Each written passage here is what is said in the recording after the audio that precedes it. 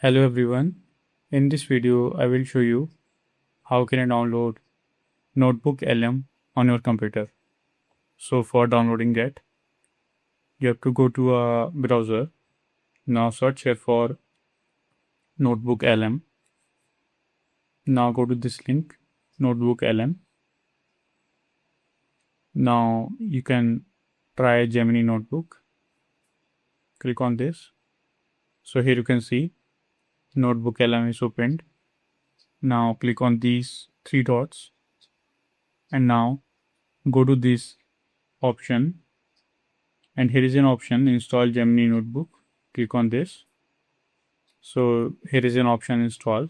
You can click on this.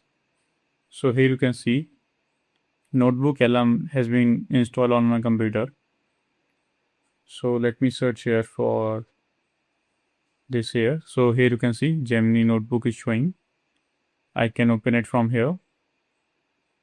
So this is how you can download NotebookLM on your computer.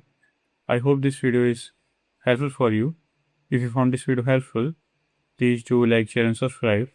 And thanks for watching.